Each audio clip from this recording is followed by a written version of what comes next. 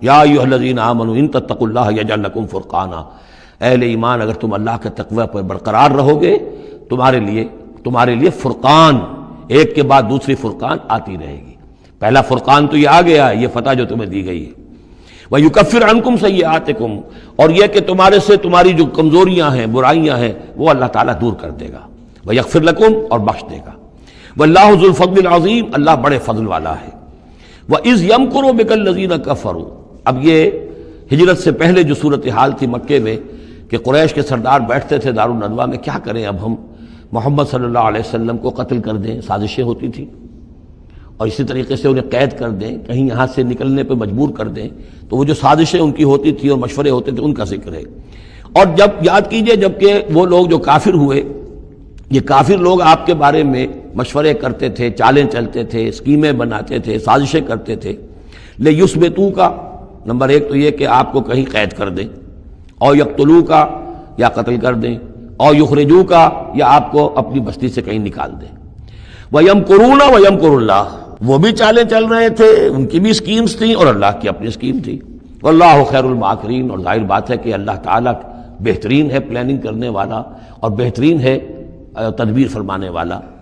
وَإِذَا تُتْلَىٰ عَلَيْهِمْ آيَاتُنَا قَالُوا قَدْ سَمِعْنَا لَوْ نَشَاءُ لَقُلْنَا مِثْلَ هَٰذَا، اور جب انہیں ہماری آیات پڑھ کے سنائی جاتی ہے تو وہ کہتے ہیں ٹھیک ہے، بہت سن لی ہم نے یہ آیات، بہت محمد آپ نے سنا لیا، کوئی ایسی بات بھی نہیں ہے، ہم چاہیں گے تو ایسا ہی کلام ہم بھی کہہ لیں گے۔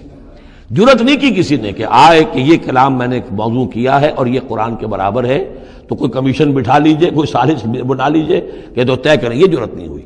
لیکن یہ کہہ دینے میں تو کوئی بات نہیں تھی، زبان کون پکڑے گا؟ لو نشاء لقلنا مثل هذا، اگر ہم چاہیں گے تو ہم بھی ایسے کہہ دیں گے، کوئی ایسی بڑی بات نہیں ہے۔ یہ نضر بن حارث تھا کہ جس کی طرف یہ الفاظ منقول ہیں تاریخ اور سیرت میں۔ ان هذا الا اساطیر الاولین، یہ نہیں ہے یہ مگر یہ کہ پچھلوں کی کہانیاں ہیں، قصے ہیں، جیسے آج بھی مستشرقین کہتے ہیں کہ کچھ تورات سے کچھ انجیل سے محمد نے لے لیا جوڑ جاڑ کر اور یہ قرآن بنایا ہے۔ اب تو خیر وہ دور ذرا بدل گیا ہے، یہ ذرا پچھلی صدی کی بات تھی، اس دور میں لوگ اس قسم کی باتیں زیادہ کرتے تھے۔ وَإِذْ قَالُوا اللَّهُمَّ إِن كَانَ هَذَا هُوَ الْحَقُّ، اور وہی بات جو میں نے آپ کو بتائی تھی کل بھی کہ قریش کے لیے سب سے بڑا مسئلہ اپنے عوام کو سنبھالنے کا ہو گیا تھا، کیسے روکیں ان کو کہ یہ محمد صلی اللہ علیہ وسلم کا ایمان نہ لائیں۔ اس کے لیے جو اور تدبیریں وہ کرتے تھے اسی کی طرح کی ایک تدبیر کا ذکر آ رہا ہے۔ مجمع عام میں کھڑے ہو کر دعائیں مانگ رہے ہیں کہ اے اللہ، اگر یہ جو کچھ محمد کہہ رہے ہیں اگر یہ حق ہے اور تیرے پاس سے آیا ہے یہ قرآن، فَأَمْطِرْ عَلَيْنَا حِجَارَةً مِّنَ السَّمَاءِ وَإِذْ قَالُوا اللَّهُمَّ إِن كَانَ هَذَا هُوَ الْحَقُّ مِنْ عِندِكَ، اگر یہ ہے حق تیری طرف سے، فَأَمْطِرْ عَلَيْنَا حِجَارَةً مِّنَ السَّمَاءِ، تو برسا دے ہم پر پتھر آسمان سے، اب ائتنا بعذاب الیم، یا پھر بھیج دے ہم پر کوئی عذاب۔ اب عذاب آیا نہیں، دیکھ لو، اس کا مطلب یہ کہ یہ محمد جھوٹے ہیں صلی اللہ علیہ وسلم۔ ہم نے تو کہہ دیا، اللہ کو پکار کر کہہ دیا، ہو سکتا ہے کبھی کعبے کے پردے پکڑ پکڑ کر کہا ہو اسی طریقے سے، تاکہ پورا یقین ہو جائے، کسی درجے میں بھی ہمارے عوام کے اندر کوئی وسوسہ، کوئی دغدغہ باقی نہ رہے۔ وَمَا كَانَ اللَّهُ لِيُعَذِّبَهُمْ، اور اللہ تعالیٰ انہیں عذاب نہیں دے سکتا تھا، اللہ کے لیے ممکن نہیں تھا کہ ان پر عذاب بھیجتا، وَأَنْتَ فِيهِمْ، جبکہ ابھی اے محمد آپ ان کے مابین موجود تھے۔ ہجرت سے پہلے معاملہ نہیں ہوا کرتا یہ، اللہ اپنے رسول کو ان کے ساتھی اہل ایمان کو نکال لیتا ہے، اس کے بعد کوئی عذاب اس نوعیت کا آتا ہے جس نوعیت کا وہ عذاب مانگ رہے تھے۔ وَأَنْتَ فِيهِمْ وَمَا كَانَ اللَّهُ مُعَذِّبَهُمْ، اللہ ان کو عذاب دینے والا نہیں تھا، وَهُمْ يَسْتَغْفِرُونَ، جبکہ وہ استغفار بھی کر رہے تھے۔ یعنی اسی مکے میں عوام الناس بھی تو تھے، سادہ لوگ بھی تو تھے، وہ استغفار بھی کرتے تھے، تلبیہ بھی پڑھتے تھے، لبیک اللہم لبیک لبیک اللہم لبیک، یہ بھی تو کرتے تھے، اللہ کو بھی پکارتے تھے۔ تو بڑا گڑبڑ سا معاملہ تھا، جب تک کہ اللہ تعالیٰ یمیز الخبیث من الطیب کر نہ دے اس وقت تک اس طرح کا معاملہ اللہ تعالیٰ کے لیے درست نہیں تھا۔ وَمَا لَهُمْ أَلَّا يُعَذِّبَهُمْ، باقی وہ عذاب کے پورے طور سے مستحق تو ہو چکے ہیں، اور کیا ہے کون سی رکاوٹ ہے ان کے لیے؟ مَا لَهُمْ أَلَّا يُعَذِّبَهُمُ اللَّهُ، کہ اللہ تعالیٰ ان کو عذاب نہ دے، وَهُمْ يَصُدُّونَ عَنِ الْمَسْجِدِ الْحَرَامِ، جبکہ وہ روک رہے ہیں مسجد حرام سے لوگوں کو، وَمَا كَانُوا أَوْلِيَاءَهُ، اور حقیقت میں یہ اس کے متولی نہیں ہیں، یہ اس کے مختار نہیں ہیں، یہ اس کے ساتھی نہیں ہیں۔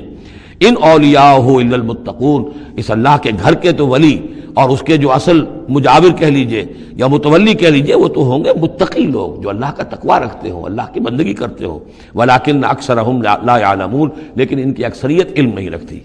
وما کان صلاتہم عند البیت، اور انہوں نے جو نماز کا حلیہ بگاڑا ہے، نہیں ہے ان کی نماز بیت اللہ کے پاس الا مقام و تصدیہ، سیٹیاں بجاتے ہیں، تالیاں پیٹتے ہیں، یہ ان کی نماز رہ گئی ہے.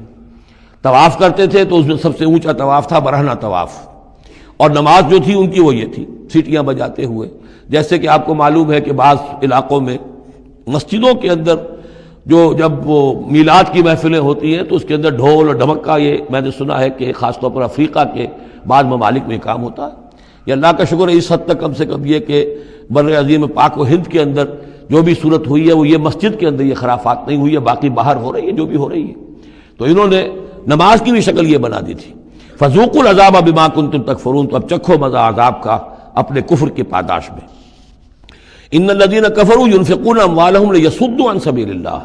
ظاہر بات ہے یہ لشکر آیا تھا تو اس کے لیے بھی تو لاؤ لشکر تیار کرنا پڑا تھا نا، ساز و سامان، 900 اونٹ، 1000 آدمیوں کے لیے راشن بھی چاہیے تھا. مکے سے چل کے مدینے تک آنا ہے، جنگ میں رہنا ہے، تو یہ 10 اونٹ روزانہ جو ہے ذبح ہو رہے تھے اس فوج کے لیے.